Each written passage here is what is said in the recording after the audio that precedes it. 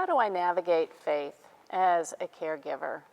That's a question that many people in our community ask if they're caring for someone with dementia or cancer or some sort of degenerative disease. Let's face it, it's hard to see someone you love suffer, and that can take a toll on us. Self-care is vitally important, emotionally, physically, socially, and spiritually. See, without self-care, we get knocked off balance, and when we're off balance, it's hard to care for another person.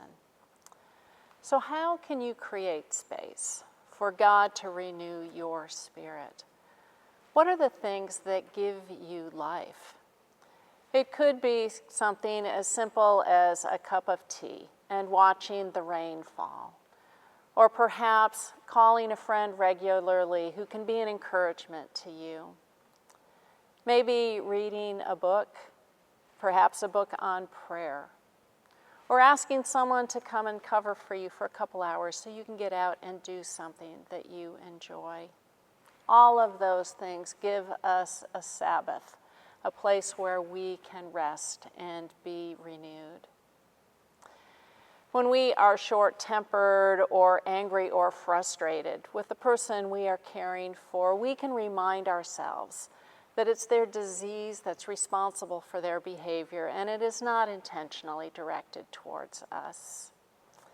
You see, we are each created in God's image, and that identity cannot be erased as our loved one's memory or body fail. It may also be a time for us to exhibit and to practice self-forgiveness. You see, we are finite humans, and none of us can do everything ourselves. And if we are completely exhausted, we may actually wonder where God is.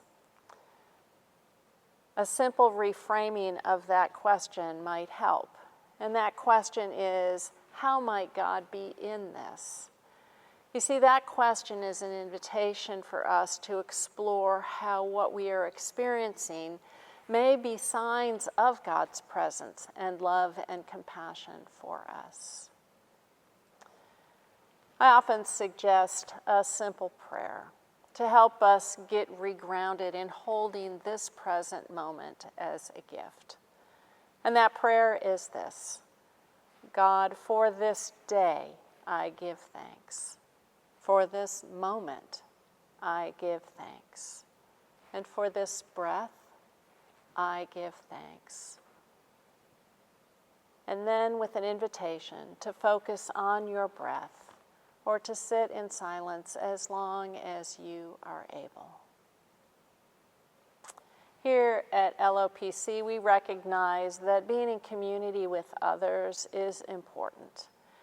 And so that's why we offer a support group for those who are caring for someone with dementia and another support group for individuals who are dealing with mild cognitive impairment.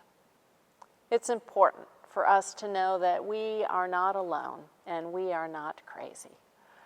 All of us can use that. I invite you to look at our website for upcoming events and online programs. I also invite you to join us for online worship. And if you are able, to come here and worship with us in person. We would love to meet you. God bless and be well.